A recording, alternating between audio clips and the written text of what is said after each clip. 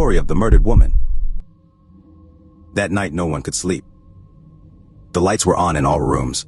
My little brother was crying, and he doesn't understand anything, but he still roars. My parents called all my friends, but no one knew where their naughty daughter was hanging around. They decided that if I didn't show up by morning, we would go to the police. Yeah, of course. Now you can't see it point blank, but in the morning it seems like something will change. The last thing I remember is how we had a huge fight with Lyoka. Here is how it was. We were walking in a small group. Then we started arguing over some nonsense. It seems that I was very angry, but I attacked only Lyoka, and he is such a sissy. Every word turns him on. In general, he grabbed some kind of piece of iron, and I vaguely remember what happened next. The blows, the pain, the taste of blood. Ew, it's disgusting to even remember. I don't remember everything that happened before that day. Well, if only I remembered my parents. I just don't know how I got into my apartment.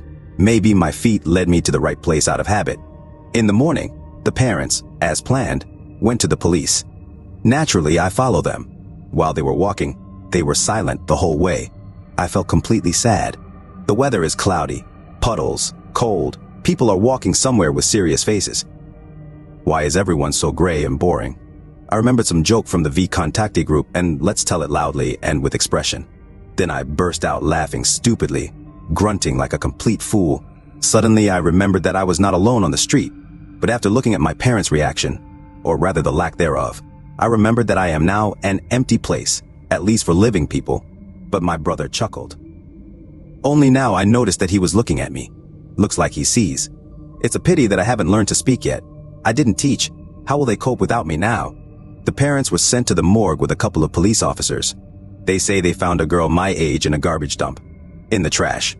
I don't think they could have thrown me into the trash heap. Lyoka doesn't have such a limited imagination. No, he still has a limited imagination. And my body was lying in the trash. And it's so disfigured. She wouldn't recognize herself if it weren't for the same clothes. Mom is unconscious. Dad opened his mouth, widened his eyes and froze in this position, I think, for a long time. Little brother, not noticing the mixture of organs with clothes, reaches out to me and smiles. I successfully made it to the funeral, although it was very difficult. Parents are in tears all the time. Before my death, I had never seen my dad cry. It was very sad and lonely at home. It's a terrible feeling when no one sees, hears, or feels you, and it will always be like this. Only my brother sees, but he doesn't understand anything and takes all my words with a smile. And I also constantly feel like something is calling me. I don't know what or where, but it looks like I can't stay here. Sometimes the call is very strong. It's as if I'm being pulled somewhere. At such moments, my brother begins to cry and call by name, and he lets me go. The parents were shocked. Before that, he didn't even say mama. And in the cemetery, I'm not the only dead thing walking. There are many of them here, only they are different. Slow, silent, absolutely without emotion. And no one says hello. It's just a shame. Only the grandfather said hello. He stood near his grave and listened to the complaints of an old, but still living woman, as I understood, his wife. And I also realized that I had almost no friends during my life. Apart from relatives, only a few people were present at the funeral. And they came with Lenka for company. Lenka, by the way, was with us on the day of the murder. She is a good friend. But Lyoka's attacks are impossible to fight. Lenka leaned over the coffin and said in a whisper, "Forgive me for everything. There's nothing to forgive you for." She quickly turned in my direction, but didn't seem to see anything interesting there. Then Lenka stepped aside and quietly burst into tears. I haven't managed to do so much in my short life. After all, she was making plans for the future. I wanted to move away from my parents as soon as possible, go to college and do a lot of other things. People, don't put anything off for later. This later may not happen. I've been living with Lyoka for several days now. The first 2 days he was not there, but on the third, he still deigned to appear.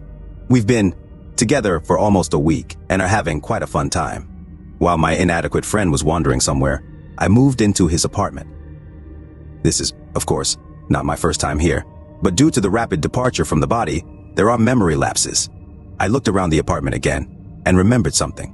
What I liked most was the kitchen. It was bright and there was a lot of space. Here, having nothing else to do, I began to learn how to influence surrounding objects. At first, there were no results at all, but the very next day I began to be able to throw some objects that infuriated me more than others. This is a success. Upon returning, Lyoka discovered that his apartment had changed a little.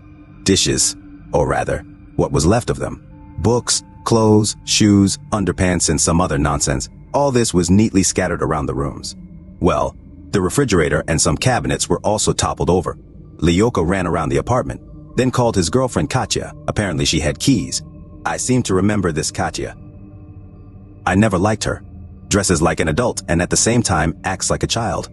In order for this stupid girl to understand something, she needs to explain basic things several times. And if it happens that Katya understands what everyone is talking about the first time, it means that she is simply too lazy to listen to someone's explanations. Lyoka swore into the phone for a long time, but, having calmed down, he decided to let his girlfriend justify herself. It looked like she didn't understand anything even now. She was muttering incomprehensible nonsense. From her muttering, I realized that she missed Lyoka when he was away, and decided to go to Murom for him, and only in Murom did she remember that she should have gone to Ufa, and now she is going there. Lyoka laughed heartily at this miracle in feathers, because she doesn't even know the address, and she doesn't even know where she's going. Katka advised calling the police. Lyoka, of course, did not do this. He is a smart man. He knows that until the case of my murder is closed, it is impossible to shine. At night, we slept together. More precisely, he slept like a baby, and I sat opposite. At first, I just listened to how musically this cruel man snored. When he fell silent, deathly silence hung in the room. I'm ashamed to admit, but such silence makes me feel creepy. I decided to chat with Lyoka. How can you kill a person? Huh? Animal. The animal did not react. I could live now, but you deprived me of everything. Who gave you the right to do this? Nobody. Do you have any idea what it means to live? You have no idea. You've never lived like normal people. You just messed around, drank, and messed up again. How much cruelty must you have to take the life of another? Hey, why don't you listen to me? I couldn't resist and punched him in the nose. Lyoka jumped up, screamed, and turned on the lights everywhere. Lyoka returned when it was already dawn. He spent the night with a friend, and while I had time, I hid all his money and cards. And she also poured red paint on the floor, like blood. I wanted to scribble the words murderer on the walls, but I haven't been able to write it yet, and somehow it's not interesting. Only Lyoka was afraid to come, so he brought a friend with a cute little face. I don't mind guests. They were both shocked by the dirty apartment, but could not understand who could have gotten here and how. Lyoka put forward the version that it was Lenka, a former classmate who could have quietly taken Katya's keys and now took revenge for my death. He called Lena and told her to come immediately. I thought until the end that she would send him, but no, she had to agree to go to my killer. Lyoka sat down at the computer, and a friend, I think his name is Vadik, turned on the TV. I'm visiting Vadik. In general, everything was fine. Vadik looked first at the screen, then at me, then at the remote control. For a long time, I didn't understand what was happening. Does he see what? And then it dawned on me that I was sitting and blatantly switching channels. Vadik was speechless. Scared, he looked so much like a child. Like my little brother. I couldn't help myself. I hugged and kissed him on the top of his head. He screamed and literally flew towards the exit. Lyoka didn't hear anything. In his room, the shooting was louder than Vadik's. Lenka arrived quickly, unfortunately. I went through the door, which Vadik kindly did not close. Why did you come? Stupid. Lyoka was in a very bad mood. Lenka had to endure first scolding, then beating. My friend was beaten in front of my eyes, and I could not do anything. She tried to grab something, but apparently because of panic, nothing came of it. Lenka was much weaker than Lyoka, and he threw her all over the apartment, while cursing threateningly. I finally managed to pounce on him with a blanket and pillows, at which time my friend ran away. Lyoka went to the balcony to smoke, and I took his phone and started writing to him on vContacte. To my regret, he didn't go there today. Lyoka walks around the apartment naked and thinks that no one sees him. In the evening, his Katka came running. They hugged and kissed and everything. And here I am. Katka immediately got scared. Who is this? Lyoka looked at me, then at her. Where? This is my friend. A winter jacket. And under him is another friend. The TV. Are you kidding me? Are you kidding? He quickly said, why the hell is she standing here? Who are you talking about? Then I started laughing, not knowing for sure whether she saw me or if glitches just started. I didn't know you were coming, so here I am standing. She screamed a little, was afraid to hit Lyoka, although she really wanted to, and left the apartment. I locked the apartment from the outside. She threw the keys into a snowdrift. Lyoka won't be able to get out. Poor Lyoka. He doesn't even remember locking the door. He doesn't even remember where the keys are. He can't even call anyone because he doesn't have a phone. I ran around the apartment screaming like that all day. Lyokin's nerves were very damaged. And the apartment too. He threw aggression at everything. And I helped him. At night he calmed down a little and went to VK.